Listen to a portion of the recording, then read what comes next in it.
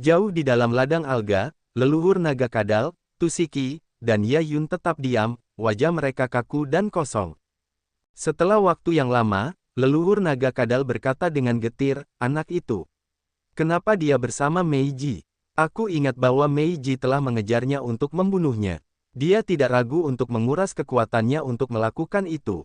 Dan sekarang, apakah kamu melihat bahwa mereka saling menempel seperti pasangan? Meiji mendengarkan semua yang dia katakan padanya. Aneh. Tusiki juga tidak mengerti. Hanya hantu yang tahu bagaimana dia bisa melakukan itu. Meiji telah mendekatinya dan melindunginya untuk menara simbol kekuatan Upanishad dengan sengaja, mungkin. Tebak Yayun. Mendengarkannya, leluhur naga kadal dan Tusiki mengangguk. Mereka pikir itu terdengar lebih mungkin. Apa yang harus kita lakukan sekarang? Leluhur naga kadal tampak enggan. Tubuhku belum ada di sini. Luka Meiji sudah pulih. Dia lebih sulit dihadapi sekarang. Jika kita mempertaruhkan nyawa kita padanya, kurasa kita akan kalah pada akhirnya. Tunggu sampai orang-orang hebat itu datang, Yayun menghela napas. Orang-orang hebat itu tidak akan datang untuk saat ini. Bahkan jika mereka datang, mereka akan terlambat. Sangat sulit untuk menyelesaikan ini sekarang. Tusiki merenung sejenak dan kemudian memutuskan, kita hanya bisa merilis informasi. Bagaimana jika kita hanya menguntungkan yang lain? Orang tua aneh dari klan jiwa itu sekarang berada di laut kehancuran. Setiap kali dia mendapat berita, dia merespons dengan cepat. Jika dia mendapatkan menara simbol kekuatan Upanishad, usaha kita akan sia-sia. Yayun menggelengkan kepalanya. Aku punya hubungan baik dengan seorang teman dari klan Tulang Putih. Akhir-akhir ini, mereka berusaha keras untuk menemukan para ahli dengan kekuatan hidup Upanishad. Dia memintaku untuk memperhatikan. Xian menguasai kekuatan hidup Upanishad dan mungkin saja simbol asli awal mutlak yang dia dapatkan dari menara simbol kekuatan Upanishad adalah simbol asli kehidupan. Mata Tusiki berbinar. Kau benar, simbol asli awal mutlak yang dia miliki adalah simbol asli kehidupan. Aku yakin tentang ini, kadal naga leluhur mengangguk. Kali ini, medan magnet energi kehidupan darinya terlalu tebal. Namun, itu tak terbayangkan. Kecuali kekuatan simbol asli awal mutlak, aku tidak bisa memikirkan hal lain. Kalau begitu aku akan menghubungi temanku dari klan Tulang Putih. Mari kita lihat apakah mereka tertarik dengan ini, Tusiki memutuskan. Tanda pisah tanda pisah tanda pisah tanda pisah tanda pisah tanda pisah tanda pisah tanda pisah tanda pisah tanda pisah tanda pisah tanda pisah. Itu adalah sebuah pulau di laut pemusnahan, yang dipenuhi dengan tulang-tulang putih. Tulang-tulang itu berasal dari anggota ras yang berbeda. Mereka berwarna putih dan memiliki energi yang kuat. Itu adalah markas klan Tulang Putih di Laut Kehancuran. Akhir-akhir ini, Pulau Tengkorak telah datang dan berlabuh di sini, seorang anak dari klan Tulang Putih telah mendarat di Pulau Tulang ini. Dia berbicara dalam bahasa tertua klan Tulang Putih. Kemunculannya telah mengguncang seluruh klan Tulang Putih. Dia membawa serta kedua orang tuanya, dua ahli alam leluhur wilayah yang tidak aktif. Seluruh Pulau Tulang menjadi bersemangat karena kerangka kecil itu. Pulau itu juga menerima sambutan hangat di sini. Pulau Tengkorak telah menyatu dengan Pulau Tulang dan menjadi bagian darinya. Para anggota klan Tulang Putih membawa kedua pendahulu itu ke kolam pemakaman tulang mereka yang jauh di dalam Pulau Tulang. Mereka telah mencoba semua teknik rahasia untuk membangunkan mereka.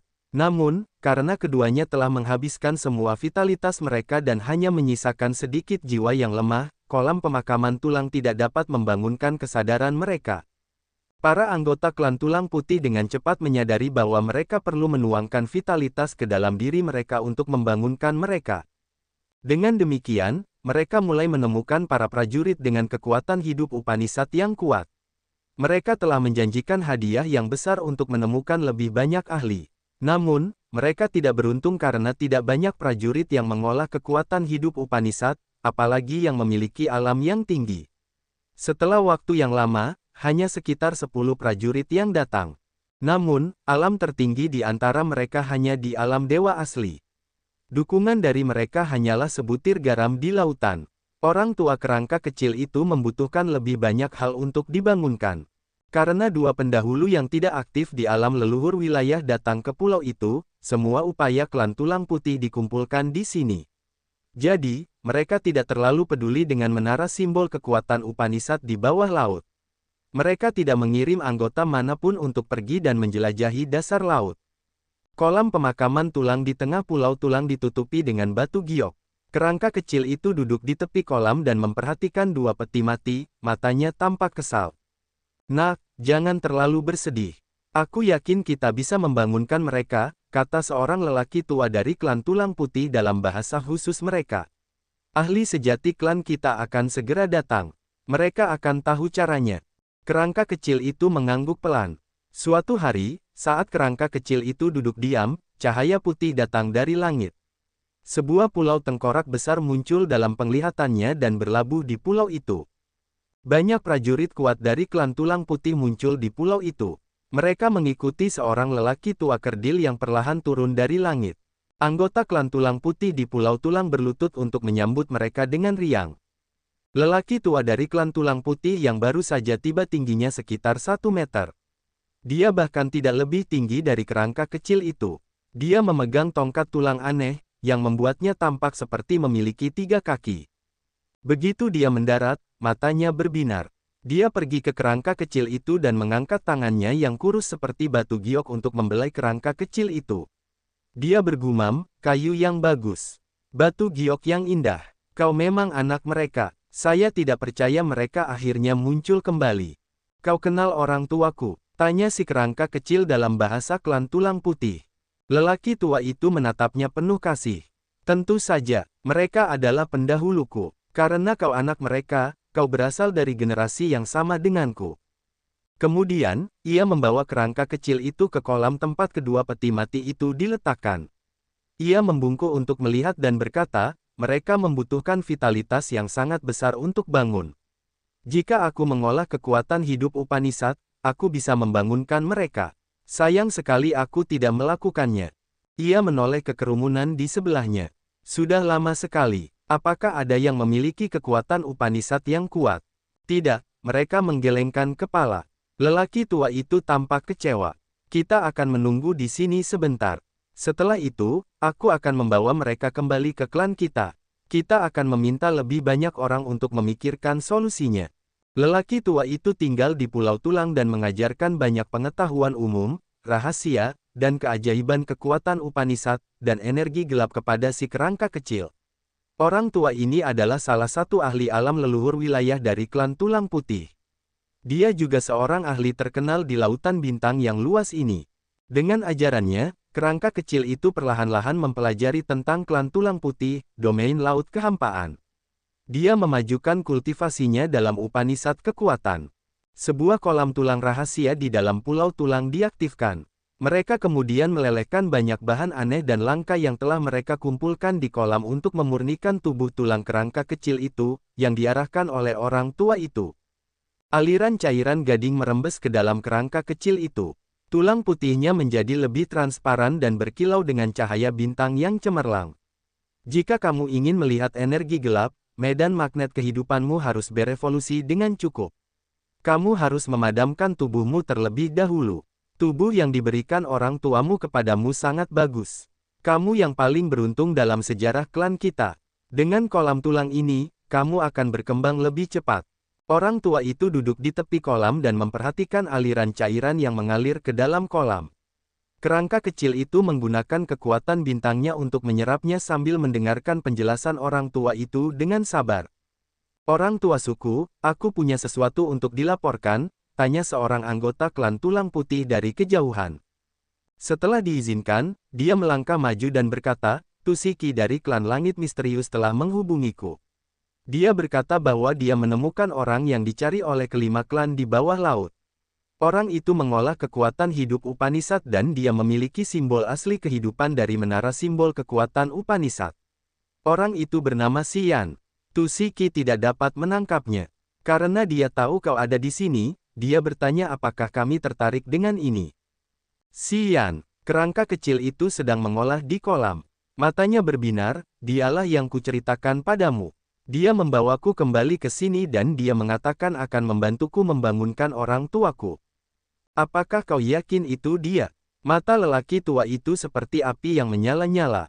"Itu dia. Kudengar wanita itu memanggilnya seperti itu. Wanita itu bernama Meiji, kata kerangka kecil itu. Lelaki tua itu menatap wartawan itu. Yang lain mengangguk terus-menerus, ya, itu Meiji dari klan hantu. Mereka akan pergi bersama. Dia mengolah kekuatan hidup Upanishad dan dia kebetulan mendapatkan simbol awal mutlak dari kekuatan hidup Upanishad. Dia bahkan membawamu kembali ke sini. Itu sudah ditakdirkan, lelaki tua itu mengangguk. Katakan pada Tusiki bahwa kami tertarik. Katakan padanya aku akan pergi ke dasar laut sendiri. Dia hanya perlu memberitahuku arahnya. Aku mengerti, wartawan itu berjalan keluar dengan hormat. Dia telah membantuku sebelumnya. Aku ingin dia berumur panjang, kata kerangka kecil itu. Orang tua itu tenang, menunjukkan rasa terima kasih adalah nilai-nilai luhur klan tulang putih kita. Kita tidak akan melakukan hal-hal tercela. Aku akan membawanya ke sini. Setelah aku menemukannya, dia akan baik-baik saja. Terima kasih, kata kerangka kecil itu. Kau sepupuku. Aku Hiro. Setelah kau lahir, paman dan bibiku tertidur. Mereka belum memberimu nama. Kami tidak terburu-buru. Setelah mereka bangun, mereka akan memberimu nama, kata Hiro serius. Kau sepupu kecilku, keluarga terdekatku. Klan tulang putih kita tidak memiliki banyak anggota. Kita harus tetap dekat satu sama lain. Anggota keluarga tidak akan bersaing satu sama lain. Itulah alasan mengapa populasi kita paling sedikit, tetapi kita dapat berdiri dengan bangga di domain laut kehampaan ini. Aku mengerti, jawab kerangka kecil itu. Baiklah, kau tinggallah di sini dan berkultivasi. Aku akan pergi ke dasar laut untuk menjemputnya. Hiro berdiri. Dia bahkan lebih pendek dari kerangka kecil itu, tetapi auranya telah membuat para anggota klan tulang putih sangat mengaguminya. Sepupu, harap berhati-hati, kata kerangka kecil itu tiba-tiba. Jangan khawatir, di laut kehancuran ini, aku tidak punya saingan saat ini, kata pahlawan dengan arogan. Dia meninggalkan pulau tulang dan menyelam ke dasar laut-laut kehancuran sendirian. Tanda pisah tanda pisah tanda pisah tanda pisah tanda pisah tanda pisah tanda pisah tanda pisah tanda pisah tanda pisah tanda pisah tanda pisah tanda pisah. Tusiki, Yayun, dan leluhur naga kadal berada jauh di dalam ladang alga. Tusiki memegang batu di tangannya dan merasakan. Yayun dan leluhur naga kadal sedang mengawasinya. Mereka tahu bahwa dia sedang berkomunikasi dengan anggota klan tulang putih. Mereka menunggu dengan harapan bahwa klan tulang putih akan mengirim beberapa ahli untuk membantu mereka. Hiro memutuskan untuk datang sendiri. Setelah beberapa saat, Tusiki mengumumkan, wajahnya bersemangat. Hiro, leluhur naga kadal bingung. Apakah itu Hiro, salah satu dari 10 leluhur wilayah besar? Itu dia. Tusiki mengangguk pasti. Kali ini ramai sekali. Kaisar Bintang Laut, Neptunus, dan Ferel telah datang. Hari ini, Hiro memutuskan untuk datang juga. Menarik, leluhur naga kadal tampak bersemangat. Aku sudah lama menantikan pertempuran antara leluhur wilayah. Mungkin aku bisa melihat mereka untuk mempelajari energi gelap. Jauh di dalam Laut Biru.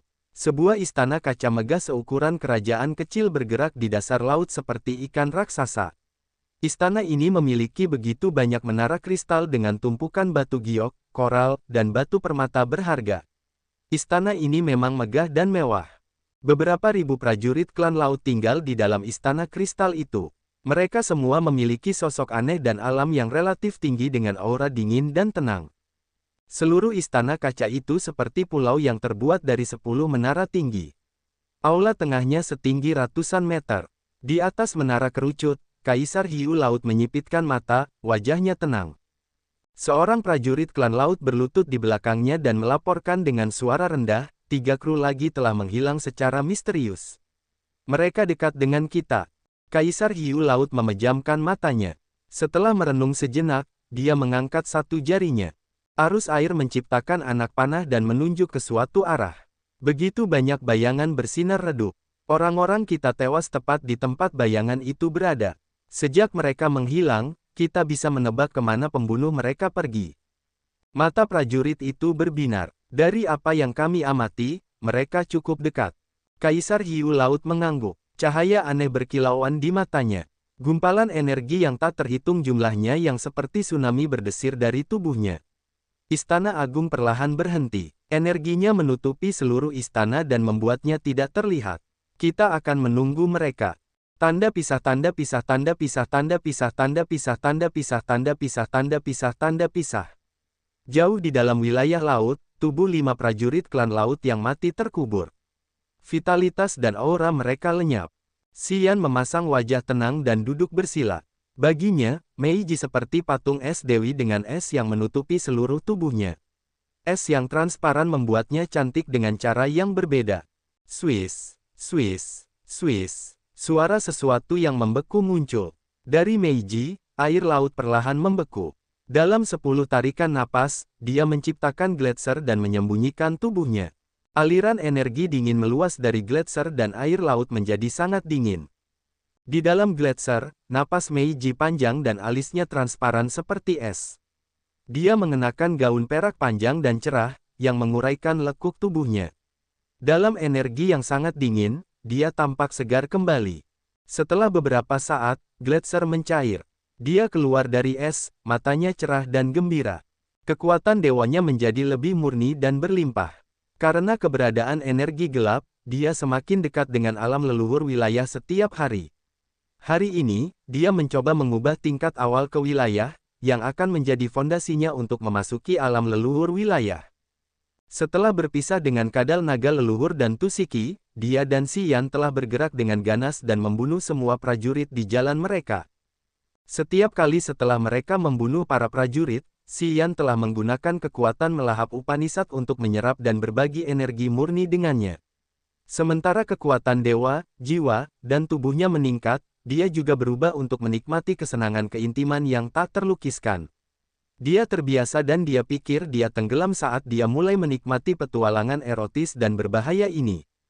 Kekuatannya telah meningkat setiap hari.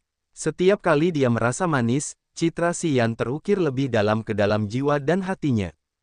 Dia menatap Xian dengan perasaan tulus di matanya yang cerah. Dia yakin bahwa dia bisa bersaing dengan para ahli alam leluhur wilayah. Bahkan jika Batum telah kembali dari kematian, dia yakin bahwa dia akan mengalahkannya. Dia tidak tahu seberapa kuat Xian sekarang. Namun, dia tahu bahwa dia memang mengintimidasi karena lebih dari siapapun, dia memahami manfaat besar yang dibawa oleh kekuatan melahap Upanishad kepadanya.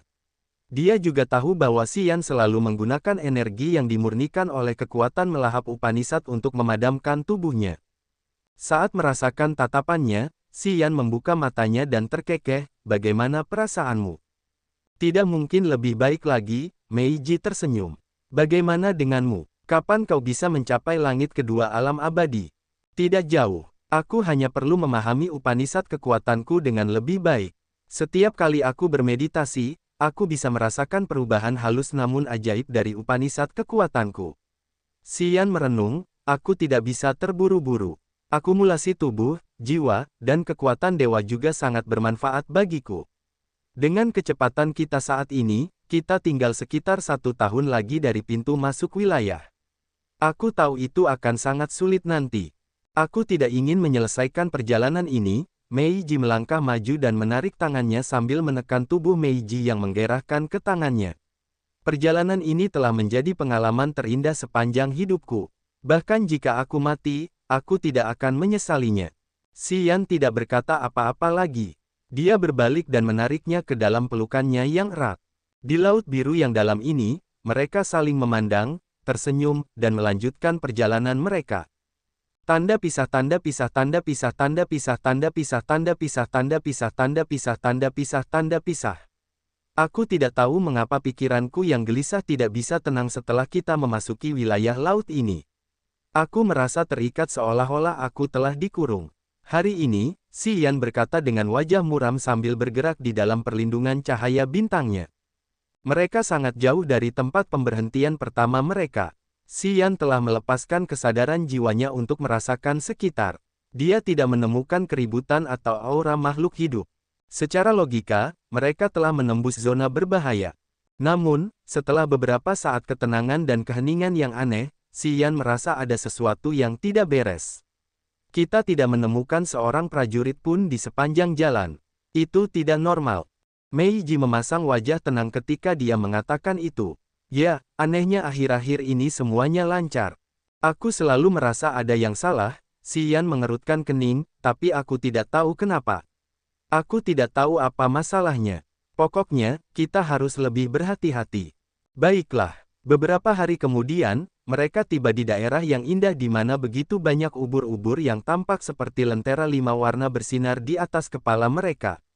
Cahaya dari mereka begitu memesona.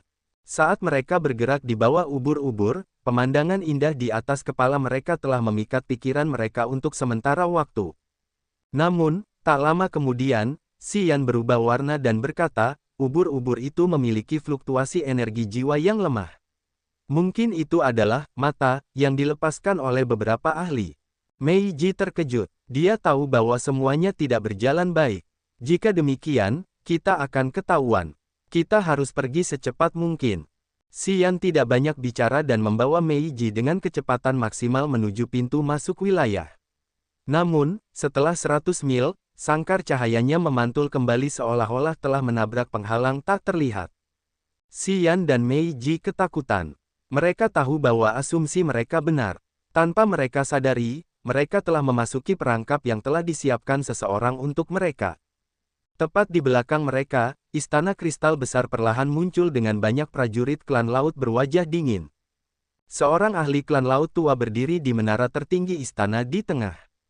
Dia menatap mereka dari kejauhan dan berkata dengan sengaja, "Kami telah menunggu kalian untuk waktu yang lama." Kaisar Hiu Laut, Meiji tidak bisa menahan diri untuk tidak berteriak. Kalian telah membunuh lebih dari 10 kruku. Pada saat mereka terbunuh, aku sudah mengetahui rute kalian. Kami telah bersembunyi di sini dan menunggu kalian untuk waktu yang lama. Ya, setelah 10 hari, kalian akhirnya muncul. Kalian memang tidak mengecewakanku. Kaisar Hiu Laut melengkingkan suaranya, Meiji, aku mengenalmu. Aku tidak ingin memprovokasi klan hantu kalian. Aku akan menyampaikan permintaanku dengan jelas sekarang. Katakan, ekspresi Meiji sangat tegas. Aku sudah bicara dengan Neptunus dan membuat kesepakatan dengannya. Bagaimanapun, karenamu, Meiji, aku akan memberimu jalan. Suara Kaisar Hiu Laut dingin dan acuh tak acuh. Katakan padanya untuk menyerahkan menara simbol kekuatan Upanishad dan simbol asli awal mutlak. Aku akan membiarkanmu pergi seolah-olah aku belum pernah melihatmu. Itu kesepakatan terbaik yang bisa kuberikan padamu. Kaisar Hiu Laut telah setuju dengan Neptunus bahwa jika dia menemukan Xian dan Meiji, dia akan memberitahu Neptunus terlebih dahulu. Namun, Kaisar Hiu Laut punya rencananya sendiri. Menurut Neptunus, begitu dia memberitahu keberadaan Xian dan Meiji, mereka tidak akan bisa lolos dari kematian dan dia juga tidak akan bisa mendapatkan menara simbol kekuatan Upanishad dan simbol asli awal mutlak. Neptunus akan mengambil semuanya. Neptunus telah berjanji kepada Kaisar Hiu Laut untuk menyempurnakan simbol asli awal mutlaknya terlebih dahulu. Bagaimanapun, Kaisar Hiu Laut tahu ada pilihan yang lebih baik. Mengambil menara simbol kekuatan Upanishad dan simbol asli awal mutlak tanpa menyinggung klan hantu, bukankah itu pilihan yang lebih baik? Siapa dia? Xian menenangkan diri. Dia tahu itu akan menjadi langkah tersulit dalam perjalanan bawah laut ini. Aku bisa merasakan bahwa dia adalah ahli alam leluhur wilayah. Auranya benar-benar mendominasi. Kaisar Hiu Laut adalah penguasa dasar laut di langit pertama alam leluhur wilayah. Dia selalu berkultivasi di bawah laut. Dia jarang meninggalkan dasar laut. 7 klan besar tidak ingin mengganggunya, kata Meiji dengan nada rendah. Dia teman Neptunus. Bagaimanapun, menurutku persahabatan mereka tidak cukup baik. Kalau tidak, dia akan membunuh kita tanpa bicara. Orang tua suku, bagaimana dengan orang-orang kita yang sudah mati? Teriak seorang prajurit klan laut. Kaisar Hiu Laut tampak dingin saat berkata, menara simbol kekuatan Upanishad dan simbol awal mutlak adalah harga yang harus mereka bayar atas kematian cucu-cucuku. Jika mereka setuju untuk menyerahkan barang-barang itu, kita dapat menghemat banyak tenaga.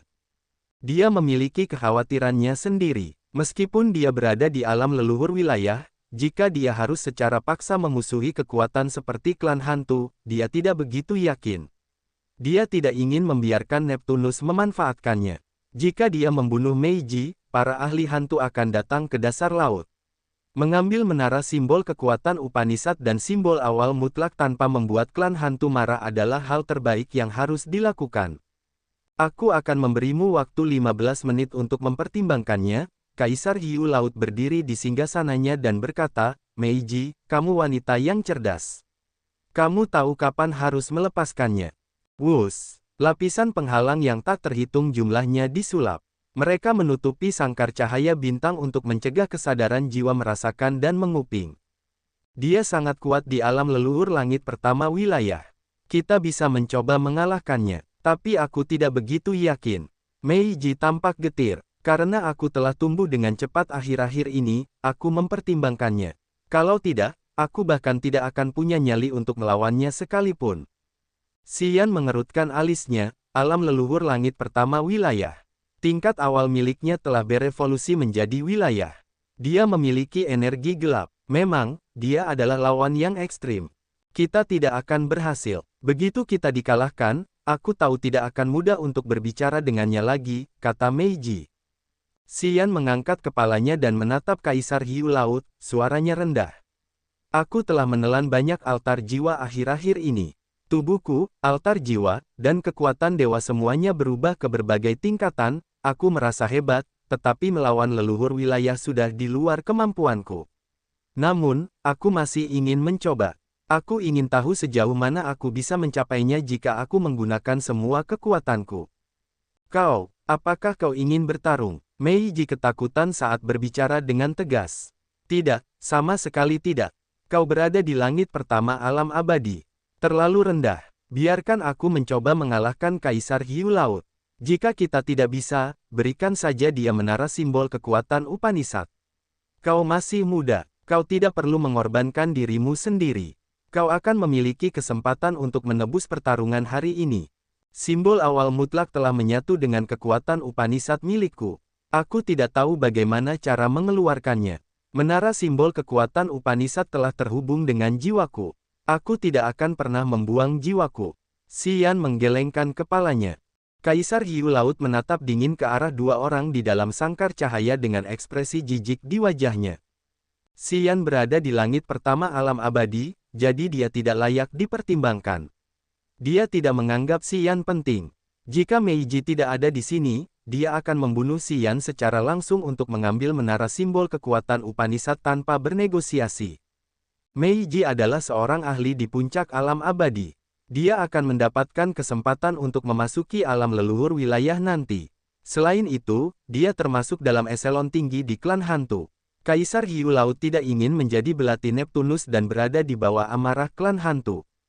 Jika dia membunuh Xian dan Meiji dibiarkan hidup, Meiji akan membalas dendam untuk Xian ketika dia memasuki alam leluhur wilayah dan menjadi karakter paling kuat di klan hantu. Itu tetap merepotkan baginya. Dia bukan anggota 7 klan besar jadi dia tidak memiliki latar belakang yang kuat. Dia tahu bahwa dia tidak dapat melawan salah satu dari 7 klan. Dia harus mempertimbangkan setiap aspek sebelum dia melakukan sesuatu. Waktunya habis. Apa keputusanmu? Kaisar Hiu Laut mengerutkan alisnya, berjalan keluar dari istana kaca dan melangkah ke arah yang lain. Kami tidak puas dengan memberikan menara simbol kekuatan Upanishad tanpa perlawanan, Meiji tersenyum menawan. Kau adalah pelopor kami, kau seharusnya meyakinkan kami, kan? Oke, beri kami kesempatan untuk melawan. Jika kami tidak melihat harapan, kami akan menyetujui persyaratanmu seperti yang kau inginkan. Kaisar Hiu Laut terkejut. Meiji, kau adalah manajer klan hantu di Laut Kehancuran. Kau seharusnya tahu bahwa meskipun kau berada di puncak alam abadi, kau tidak sebanding denganku. Apakah perlu mencoba? Iblis kecilku ini ingin mencoba. Meiji tidak menyembunyikan hubungannya dengan Xian. Tangan gioknya meremas lengan Xian, wajahnya gelisah. Pendahulu, tolong penuhi keinginan kami. Pada saat ini, Kaisar Hiu Laut akhirnya mengamati Xian.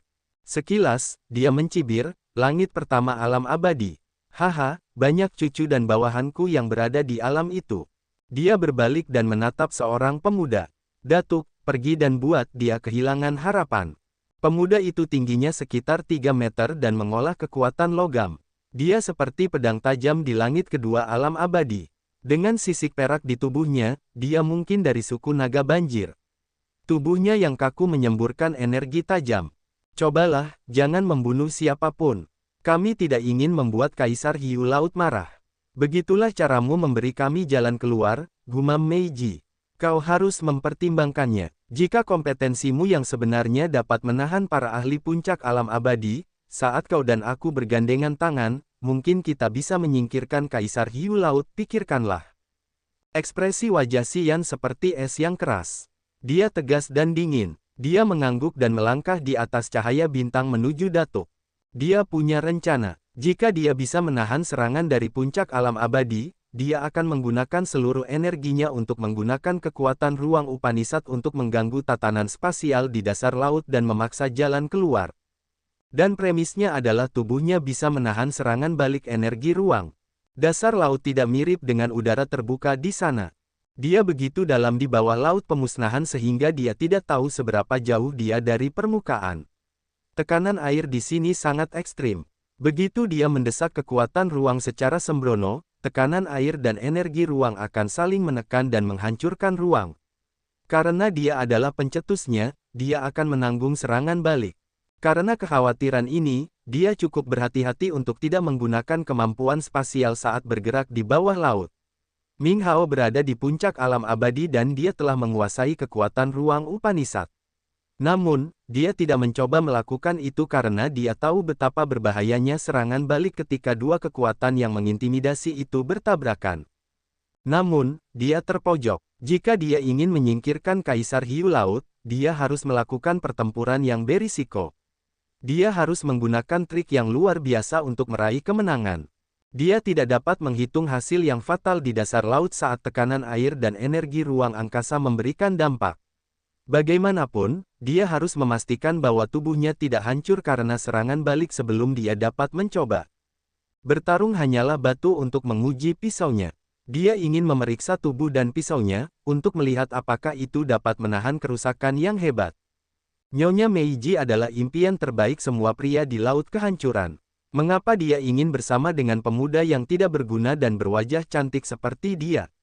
Aku tidak melihat sesuatu yang baik pada orang ini. Petik 2. Meiji telah membuat Batum dan Husen tergila-gila. Mereka telah secara proaktif mendekati klan hantu untuk membangun hubungan yang baik. Tidak disangka dia akan memilih seorang anak di langit pertama alam abadi. Sungguh mengejutkan. Ya, aku tidak percaya. Mungkin kita bisa melihat sesuatu dari pertempuran ini. Beberapa lelaki tua di langit ketiga alam abadi oleh Kaisar Hiu Laut sedang membelai jenggot mereka dan berdiskusi dengan rasa ingin tahu.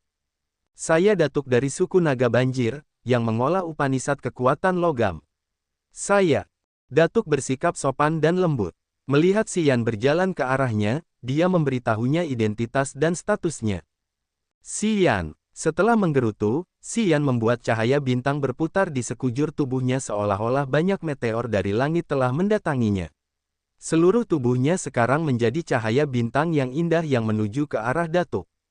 Datuk mengerutkan alisnya dan mendengus, benar-benar bodoh dan kasar. Cahaya logam terang melesat keluar dari ubun-ubun kepalanya. Di dalam lingkaran cahaya emas yang berkilauan, begitu banyak senjata logam muncul dalam incipien extend-nya termasuk pedang, trisula, tombak, palu, shuttlecock, dan jarum. Senjata-senjata tajam itu membuat hujan deras dan menutupi cahaya bintang Xian.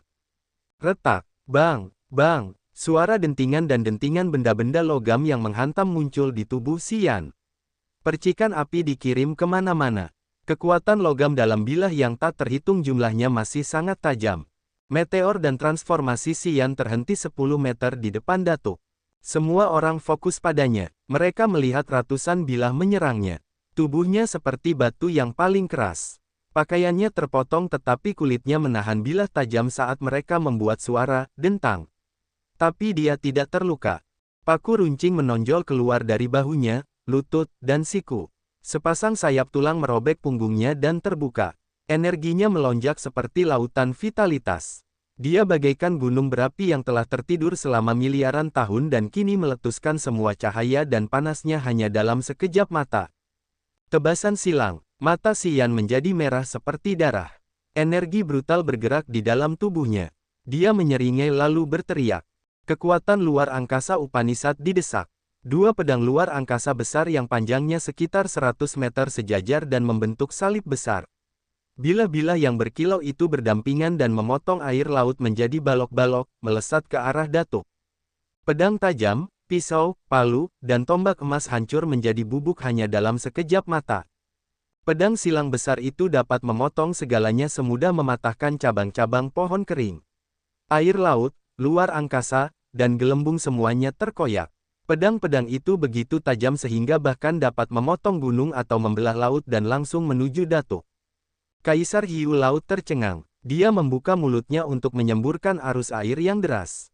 Arus air melesat dan berkumpul di depan pedang luar angkasa besar itu. Kemudian, arus air itu bubar bersama energi luar angkasa dari tebasan silang. Petui, dada Xian berdegup kencang. Setetes darah mengalir di sudut mulutnya. Matanya masih merah darah, pikirannya terguncang.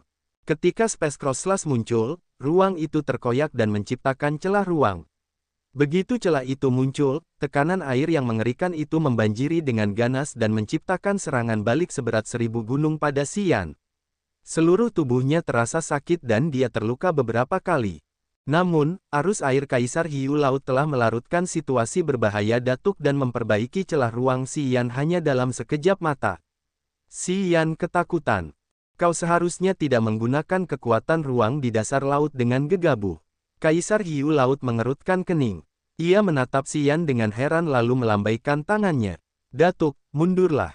Kau bukan tandingannya. Meskipun anak ini hanya memiliki langit pertama alam abadi, ia telah melihat energi gelap. Integritas tubuhnya begitu kuat sehingga bahkan aku tidak dapat melihatnya. Petik 2. Si tua suku, desis Datuk, minggir, Kaisar Hiu Laut membalas.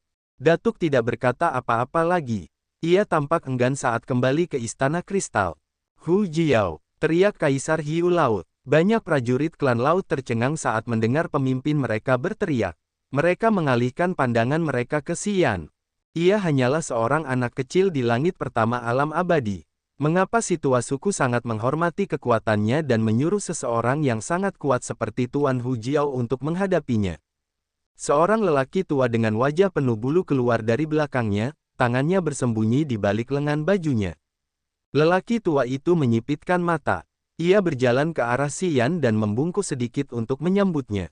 Hu Jiao, langit ketiga alam abadi, mengolah kekuatan kayu Upanishad.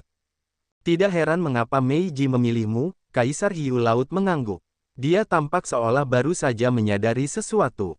Kamu memiliki energi gelap di langit pertama alam abadi. Tubuhmu yang padam juga mengejutkanku. Nak, masa depanmu tidak dapat diprediksi dengan jelas. Izinkan aku mengingatkanmu, jangan gunakan energi ruang angkasa untuk melawan Hu Jiao. Kamu tahu bagaimana energi ruang angkasa akan berdampak terhadap tekanan air di sini dan akhirnya menjadi bumerang. Dia menoleh ke Hu Jiao, merenung, dan kemudian bertanya, jangan menyerangnya dengan brutal. Jika dia selamat kali ini, dia akan menjadi prajurit top. Hu Jiao mengangguk dengan hormat, aku mengerti. Dia menyentuh dahinya. Sebuah tunas kecil tumbuh dari labelanya. Tak lama kemudian, tunas itu tumbuh menjadi pohon kecil. Cabang-cabang pohon kecil itu menjulur dan merayapi Hu Jiao sepenuhnya. Cabang-cabang itu tampak seperti tato aneh yang mengembang. Puluhan detik kemudian, Hu Jiao menghilang. Sebuah pohon besar tumbuh di tempatnya. Pohon itu rimbun dengan daun dan cabang yang tebal. Pohon itu bergoyang dan banyak daun berguguran. Daun-daun itu sebesar telapak tangan dengan banyak garis-garis ajaib dan rumit. Daun-daun itu membawa esensi dari formasi mematikan dari kekuatan kayu Upanishad. Daun-daun itu mengapung di air dan menuju ke arah Xian. Sehelai daun datang dan menyentuh bahu Xian. Rasa sakit langsung membanjiri otaknya. Buk, sebuah paku tulang di bahunya patah. Dia tidak bisa menahan diri untuk tidak melihat pohon yang tumbuh itu. Langit ketiga alam abadi benar-benar ganas. Kau masih bisa bicara, tapi itu menakjubkan. Kau dua alam lebih rendah dariku. Sungguh ajaib kau bisa berdiri diam. Suara Hu Jiao muncul dari pohon besar itu. Leluhur wilayah masa depan, aku ingin melihat kekuatan supernatural energi gelap. Tolong tunjukkan padaku. Pohon raksasa yang menjulang tinggi di langit dengan daun dan cabang yang tebal itu masih tumbuh subur dengan menakjubkan. Lambat laun, pohon itu menjadi lebih megah daripada istana kaca Kaisar Hiu Laut di belakangnya. Sekilas, dunia ini tampak hanya memiliki pohon itu dan wilayah laut ini tersembunyi. Sementara pohon raksasa itu berderak, daun-daun hijau beterbangan. Tekstur kayu yang rumit dan halus pada daun seukuran telapak tangan itu tampak seperti formasi misterius. Daun-daun itu beterbangan seperti sekawanan ikan yang berenang perlahan mendekat dengan aura tajam dan mencabik. Kulit Xian mengirimkan rasa sakit samar ke otaknya. Buk, paku lain di bahunya meledak. Rasa sakit membanjirinya. Xian menggigil dan tidak bisa menahan diri untuk tidak meraung marah. Pita cahaya bintang seperti pelangi menyala dan berkumpul di tubuh Xian. Dia tampak seperti ada begitu banyak rantai yang melilitnya. Pakaian di tubuh bagian atasnya hancur. Tubuhnya yang tangguh yang sekaku emas atau baja muncul. Boom, boom, boom, boom. Daun-daun meledak di sekujur tubuhnya. Begitu banyak formasi spektakuler dalam tekstur kayu bersinar. Mereka menyatu satu sama lain secara ajaib. Tak lama kemudian, sebuah formasi besar terbentuk dari dedaunan. Tanaman merambat tumbuh dari formasi itu seperti ular yang melata. Swosh, swosh, swosh. Tanaman merambat itu ditutupi dengan duri tajam yang mencambuk seperti naga banjir. Mereka naik ke air dan melesat ke arah bahu Xian. Ledakan, cahaya bintang memancar di tubuhnya. Setelah satu pukulan tanaman merambat di air yang mendidih, perlindungan cahaya bintang di tubuhnya meredup. Suara Hu Jiao datang dari pohon besar itu. Berikan kami menara simbol kekuatan Upanishad dan simbol asli awal mutlak. Meskipun kau tahu energi gelap, wilayahmu tidak cukup hebat untuk menggunakannya. Kau bukan lawan yang setara denganku. Pohon yang menjulang tinggi itu bergoyang aneh di dasar laut. Ribuan cabang bergoyang dan daun yang tak terhitung jumlahnya berderak dan jatuh. Mereka tampak seperti begitu banyak roh yang membombardir Xian. Lebih banyak daun meledak. Formasi itu muncul sekali lagi. Tanaman merambat jahat seperti ular piton mencambuk dan mencambuk Xian. Ledakan, ledakan, ledakan. Tanaman merambat menebas. Xian seperti bunga willow yang bergoyang-goyang di laut. Tubuhnya berdarah karena duri-duri di bahu, siku, dan lututnya patah terus-menerus. Penampilannya benar-benar menyedihkan. Xian, jika kau tidak bisa menahannya, menyerah saja.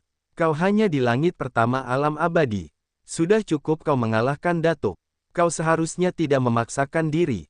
Meiji merasakan hatinya sakit. Ia tidak bisa menahan tangis, matanya yang cerah tampak sedih. Orang tua suku, kita mungkin harus merawat orang ini, kata seorang lelaki tua di puncak alam abadi. Ia bersembunyi di dalam cangkang besar di belakang Kaisar Hiu Laut, suaranya dalam dan rendah. Dia tampak sangat khawatir. Setelah mendapatkan perhatian Kaisar Hiu Laut, dia melanjutkan dengan suara pelan. Tubuhnya tidak hancur di bawah tembakan Hu Jia. Dia memiliki energi gelap. Jika dia tidak mati kali ini, dia akan memasuki alam leluhur wilayah di masa depan. Kemudian, dia akan menjadi pahlawan. Kaisar Hiu Laut mengernyitkan alisnya, lanjutkan.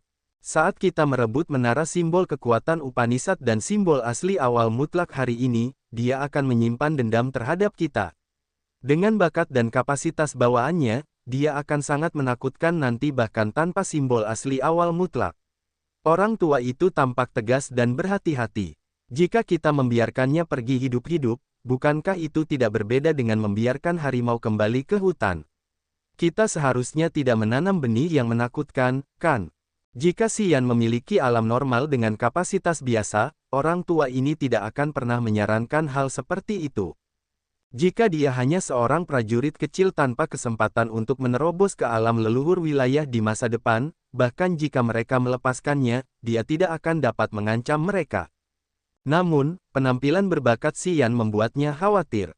Ini adalah anak singa buas yang dapat menjadi binatang buas yang luar biasa brutal. Jika kita ingin mengambil menara simbol kekuatan Upanishad, saya sarankan untuk melakukannya dengan tegas. Kita lebih baik menyinggung klan hantu daripada membiarkannya hidup sekarang. Kita harus menghilangkan kemungkinan ancaman yang berpotensi menghancurkan. Lelaki tua itu menyimpulkan. Kaisar Hiu Laut tetap diam. Orang tua suku, tanya yang lain. Aku tahu itu, terus awasi dia. Aku tidak tahu mengapa aku melihat seseorang dalam dirinya, Kaisar Hiu Laut berkata dengan acuh tak acuh. Lelaki tua yang bersembunyi di dalam cangkang itu fokus pada Xian ketika dia mendengar Kaisar Hiu Laut mengatakan itu. Awalnya, dia bingung. Setelah beberapa saat, dia tersentak seolah-olah dia baru saja mengingat sesuatu. Matanya berbinar seolah-olah dia baru saja menemukan benua baru, cangkangnya bergetar. Saya menemukan ciri-ciri yang mirip setelah Anda mengatakan itu, Tuan. Penampilan, aura, dan sikapnya, ya. Mereka benar-benar mirip, seru lelaki tua itu. Teruslah perhatikan, Kaisar Hiu Laut mengingatkannya. Lelaki tua itu tampak gembira. Dia bersemangat sambil mengangguk terus-menerus dan tidak mengatakan apa-apa lagi. Dia dekat dengan Kaisar Hiu Laut dan dia juga merupakan tokoh terkenal dari klan laut. Dia bahkan bisa memanggil Kaisar Hiu Laut sebagai saudara. Jadi, yang lain tidak bisa mengerti percakapan mereka. Tapi Meiji memahaminya. Dia adalah wanita bijak dan dia tahu lelaki tua yang bersembunyi di dalam cangkang itu. Dia melihatnya menenangkan diri, matanya tegas dan dingin. Meiji cukup peka untuk mengenali situasi yang salah. Dia bisa melihat lelaki tua itu menghasut yang lain.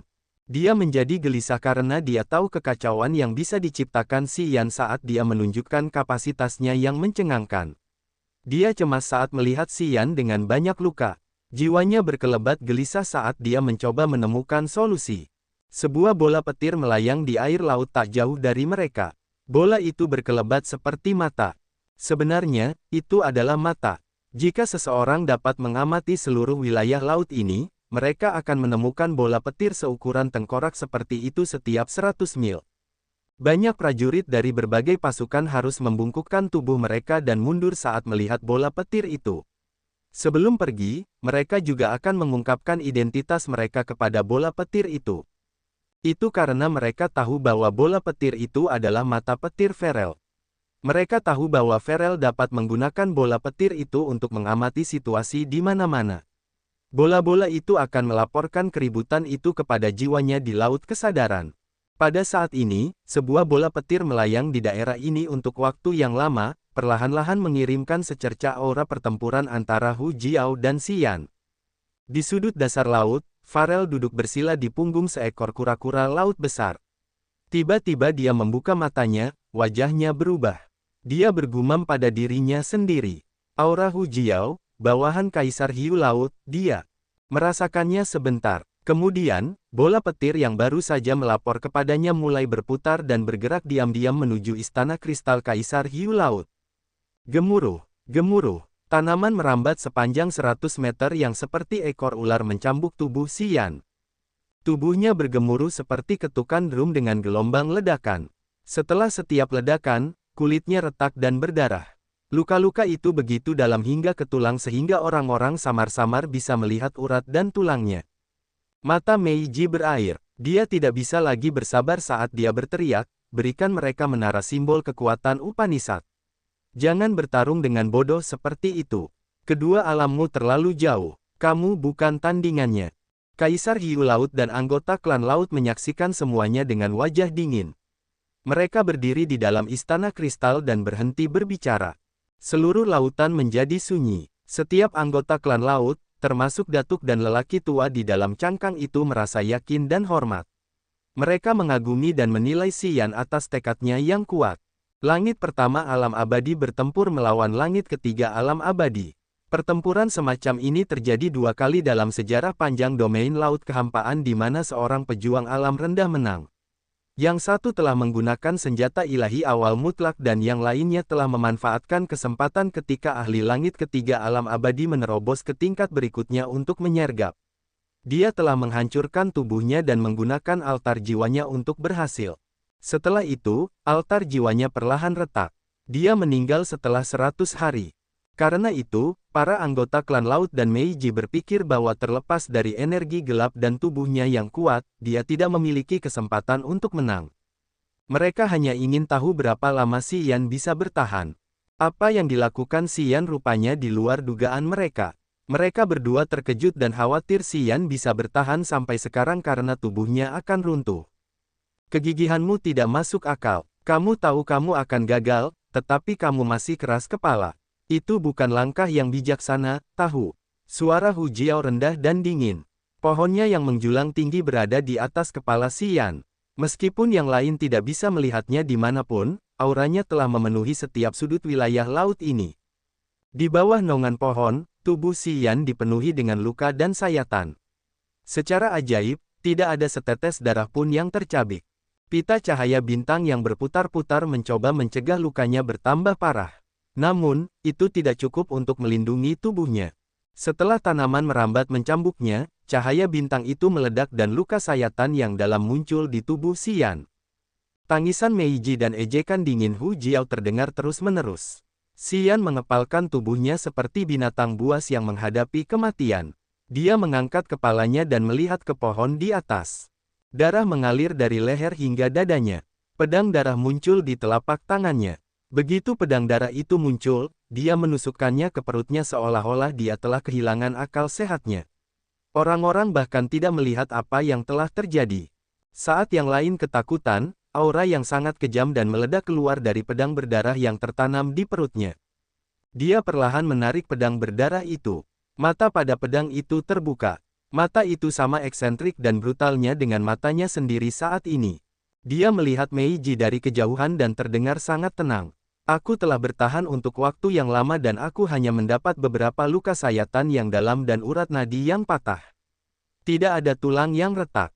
Sekarang, aku tahu bahwa tubuhku dapat menahan serangan balik. Kita memiliki kesempatan untuk berhasil. Hu Jiao benar-benar kuat. Dia telah unggul sejak awal dan sangat luar biasa. Sampai saat ini, Hu Jiao belum mengerahkan semua kemampuannya. Dia belum menggunakan kekuatan maksimalnya. Namun, tidak dapat dikatakan bahwa Xian terlalu lemah. Xian hanya menggunakan kekuatan bintang dalam mode bertahannya. Dia belum menyerang sekalipun. Sebenarnya, dia sedang menguji ketangguhan tubuhnya. Dan dia menemukan hasilnya sekarang. Dengan trik bertahan terbaik yang bisa dia lakukan, dia dapat menahan setidaknya 70% serangan ahli alam abadi langit ketiga. Tubuhnya tidak akan hancur.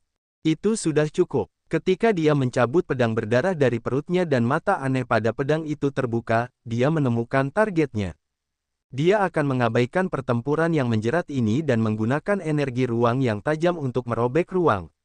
Merebut kesempatan ketika ruang di dasar laut akan meledak, mereka akan berlari untuk menyelamatkan diri. Rencana ini jelas dan logis. Xian mengerti bahwa bahkan jika dia menggunakan semua kekuatannya, dia hanya bisa melawan Hu Jiao. Selain itu, ada setidaknya 3 ahli klan laut di langit ketiga alam abadi selain Hu Jiao di sini. Orang tua yang bersembunyi di dalam kerang laut berada di puncak alam abadi. Dan Kaisar Hiu Laut, kemenangan hanyalah cerita fantasi bagi mereka. Mematahkan pengepungan ini adalah pilihan terbaik. Dia membawa pedang berdarah dan aura pedang yang brutal dan berdarah itu sangat tebal. Yang lain tidak tahu apa yang dipikirkannya tetapi Meiji langsung memahaminya. Dia menatap Xian dan tubuhnya yang berdarah, wajahnya kesal. Apakah kalian benar-benar ingin mencoba? Aku sekitar 30% yakin, kata Xian. Baiklah, desis Meiji. Teratai salju besar muncul dari dadanya yang seperti puncak oleh energi jiwanya. Teratai salju membawa cahaya dingin. Itu membekukan es di jalannya dan menciptakan gletser yang melesat menuju Kaisar Hiu Laut.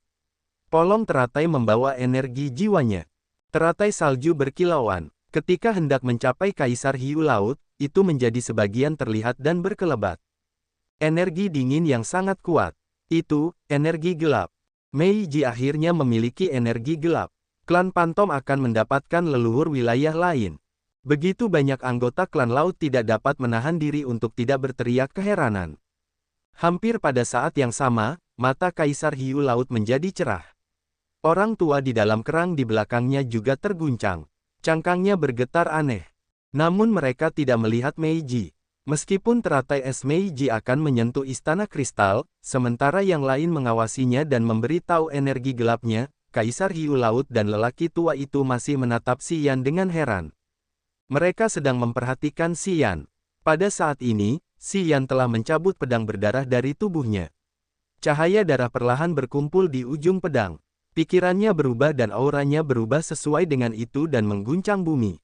Aura kematian yang dingin dan terisolasi memenuhi tempat itu.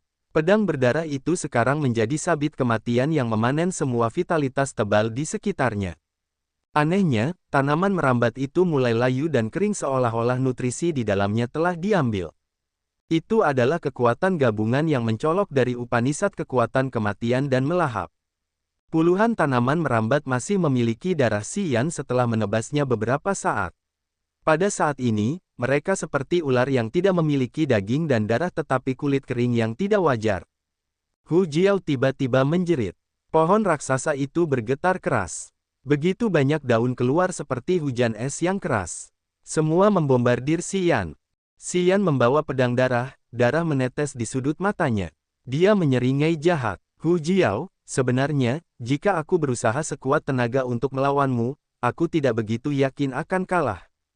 Kemudian, vitalitas yang melonjak dan luar biasa yang dapat mengguncang jiwa orang-orang dengan gerutuan meledak dari tubuhnya. Pada saat ini, cahaya ajaib tiba-tiba terpancar dari Xian. Lingkungan di sekitarnya dingin dan terisolasi. Pedang darah itu memiliki rasa kematian yang kental sebagai raja neraka yang dapat membawa semua makhluk ke neraka keputusasaan. Namun, vitalitas pada dirinya secara aneh melonjak. Dua kekuatan yang berlawanan Upanishad memamerkannya pada saat yang sama. Tubuh dewanya penuh dengan luka. Saat orang-orang menatapnya, luka-lukanya sembuh dengan kecepatan yang dapat diamati oleh mata telanjang. Pembuluh darah dan serat dagingnya berkedut. Luka-lukanya menutup dengan cepat. Tetesan darah pada luka-luka itu tampaknya memiliki kehidupan saat mereka kembali ke tubuhnya. Paku-paku yang patah di bahunya, siku, dan lututnya tumbuh kembali. Mereka tampak lebih tajam dan berkilau dalam cahaya dingin. Ledakan, ledakan, simbol asli awal mutlak berdenyut kuat seperti jantung kedua di pusat bola, itu mewakili kekuatan kehidupan Upanishad di tingkat kekuatan Upanishad di altar jiwanya. Itu melepaskan riak energi kehidupan yang tangguh, yang menyembuhkannya lebih cepat dari yang bisa dibayangkannya. Setelah puluhan detik, semua luka di tubuhnya menghilang. Tubuh telanjangnya dipenuhi dengan energi yang meledak. Begitu banyak mata yang meneteskan darah pada pedang itu terbuka. Aura yang tak berujung, kejam, dan putus asa berlapis dan menciptakan lautan darah yang menyerbu ke setiap laut kesadaran. Semua orang menoleh ke Xian. Ruang merah darah menyerang mata mereka. Mereka tampaknya melihat iblis keputusasaan, kebiadaban, kebencian, dan ketakutan. Pedang darah itu berayun dan mencoba merobek ruang untuk menciptakan sungai ruang di bawah laut, yang dapat digunakan Xian untuk melarikan diri dari daerah ini. Para prajurit klan laut berubah warna karena ketakutan. Mereka dilanda kepanikan karena serangan mendadak Xian. Ya, begitulah. Mata Kaisar Hiu Laut menyipit hingga seutas benang. Cahaya ilahi yang aneh berkilauan di matanya. Dia bahkan tidak melihat Meiji ketika dia mengangkat tangannya untuk meraih kekosongan. Teratai es yang diciptakan Meiji ditutupi oleh air laut. Area laut yang membeku kembali pada saat yang sama. Ini adalah wilayah laut dan wilayahku, aku mengolah Upanishad kekuatan air. Di tempat ini, apalagi fakta bahwa kamu belum mencapai alam leluhur wilayah, bahkan jika kamu adalah leluhur wilayah, apakah kamu benar-benar berpikir kamu dapat mengalahkanku di bawah laut? Kaisar Hiu Laut berbicara dengan acuh tak acuh, matanya menatap Xian dengan aneh. Retak, retak. Ujung pedang darah menembakkan seberkas darah dengan ketajaman energi ruang, mencoba merobek air. Aura tajam itu membuat para ahli di sekitarnya takut.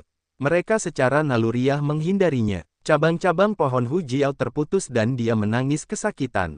Tidak perlu pergi, Kaisar Hiu Laut mendekati Xian sambil menatap matanya yang berdarah dan menggelengkan kepalanya.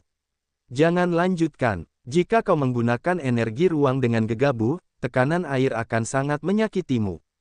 Terluka parah masih lebih baik daripada mati di sini, Xian menyeringai.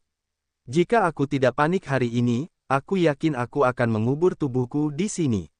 Aku tidak punya pilihan. Bahkan jika aku harus mengaduk seluruh dasar laut-laut pemusnahan dan membuat ruang angkasa runtuh, aku harus keluar dari sini. Keluar. Tiba-tiba, aura dingin muncul dari kejauhan. Setelah sekejap, Ferel muncul dan berdiri di samping Kaisar Hiu Laut. Di bawah tatapanku, bagaimana kau akan keluar dari sini? Dia berbalik dan tersenyum kepada Kaisar Hiu Laut. Aku telah setuju dengan klan monster kuno untuk mengambil nyawa anak ini. Setelah aku membunuhnya, kita akan berbicara tentang cara berbagi menara simbol kekuatan Upanishad dan simbol asli awal mutlak. Bagaimana menurutmu? Kaisar Hiu Laut memiliki cahaya samar di matanya. Dia mengerutkan kening tetapi tidak menjawab. Farel menyeringai dan berkata kepada Meiji, "Kau harus tahu bahwa pulau utama klan Pantom di Laut Pemusnahan telah hancur. Aku membantai mereka semua. Kau dan anak ini telah membunuh banyak orang yang seharusnya tidak kau bunuh. Klan Pantom tidak dapat melindungimu." Meiji dipenuhi dengan kemarahan. "Farel, selama aku masih hidup, suatu hari, aku akan merobek peta jiwamu sendiri." "Oh ya," Farel mengangkat bahu, "baiklah, aku tidak punya pilihan lain. Kau memiliki energi gelap. Untuk mencegah kejadian tak terduga seperti itu, aku harus membunuhmu juga. Klan Pantom tidak akan memiliki leluhur wilayah lain." Dia tersenyum dan menoleh ke Kaisar Hiu Laut di sebelahnya. "Aku akan bertanggung jawab atas pembunuhan Meiji. Aku tahu kau tidak sepertiku. Kau tidak berkultivasi sendirian. Kau punya masalah sendiri. Itu akan sedikit mengikat tanganmu. Serahkan saja padaku. Aku akan menanggung amarah klan hantu." Begitu Farel tiba, dia mengendalikan situasi, yang membuat kerumunan klan laut marah. Karena mereka semua ahli di alam leluhur wilayah, dia biasa menghubungi Kaisar Hiu Laut di dasar laut. Mereka bisa dianggap saingan. Namun, mereka belum pernah bertarung sungguhan karena mereka semua punya masalah sendiri. Hari ini, karena mereka punya target yang sama, Farel berpikir bahwa Kaisar Hiu Laut tidak akan mengganggu perbuatannya di sini. "Aku tidak bisa menelan menara simbol kekuatan Upanishad dan simbol asli awal mutlak. Kau juga tidak bisa. Kita harus menunggu orang lain memutuskan." Farel tersenyum. Dia tidak mempertimbangkan ide siapapun. "Baiklah, kau sudah berusaha sangat keras di sini. Aku akan mengurusnya dari sini." Kemudian, dia berjalan ke Xian dan berbicara dengan sengaja, "Nak, umurmu pendek. Karena kau telah menyinggung banyak orang di Laut Kehancuran, tidak ada yang bisa melindungimu. Terimalah takdirmu." Saat Xian melihat Farel, wajahnya berubah drastis menjadi putus asa. Dia hanya memiliki 30% kesempatan untuk melarikan diri dengan Kaisar Hiu Laut. Dengan Farel di sini, dia tidak punya harapan. Melihat Farel berniat membunuhnya dan Meiji, dia tidak perlu tahu apakah itu mungkin atau tidak. Dia harus mencoba semua yang dia bisa. Dia harus melihat apakah dia bisa merobek ruang di sini. Dalam situasi putus asa, dia harus menjaga harapan dan semangatnya. Dia harus mencoba dengan hidupnya. Retak, retak, retak. Cahaya darah melesat keluar dan membelah air laut. Sebuah celah ruang sebesar mulut besar binatang raksasa terbuka samar-samar. "Tidak, itu tidak baik." Kaisar Hiu Laut menggelengkan kepalanya. Arus banjir menggeliat di antara Xian dan Farel. Dunia laut biru muncul dari udara tipis dan mengisi celah kecil itu hingga sembuh. "Kaisar Hiu Laut, sudah kubilang kau tidak perlu bertindak. Kenapa kau menyia-nyiakan kekuatanmu seperti itu?" Farel merasa lucu. "Aku bisa melakukannya." "Hei, kau!" Farel tiba-tiba berteriak. Perutnya berdarah melalui luka sayatan. Begitu banyak anak panah air aneh dan bercahaya menusuknya sekali lagi. Dadanya tertusuk. Begitu banyak bola petir menggelinding keluar dari lengan bajunya dan menerobos anak panah air itu. Tak lama kemudian, seluruh wilayah laut tampak seperti kiamat. Energi yang dahsyat dan mematikan bermekaran dan meledak. Xian dan Meiji tercengang. Para anggota klan laut terdiam saat mereka menatap Kaisar Hiu Laut mereka dengan bingung. Hanya lelaki tua yang bersembunyi di dalam cangkang itu yang tampak normal. Bayangannya bergerak dan ia muncul kembali di belakang Farel. Cairan yang menyala-nyala keluar dari matanya dan menempel di pinggang Farel. Bergandengan tangan dan serang Farel. Kaisar Hiu Laut tiba-tiba berteriak. Para anggota klan laut tidak tahu alasannya, tetapi mereka menanggapi panggilannya. Energi dan teknik yang berbeda bermekaran dan menghantam Farel. "Kaisar Hiu Laut, apa yang kau lakukan? Apakah kau ingin mengambil menara simbol kekuatan Upanishad dan simbol asli awal mutlak untuk dirimu sendiri? Kau pikir kau bisa menelan semuanya?" Gerutu Farel. "Xian, Meiji, kalian berdua lari sekarang juga.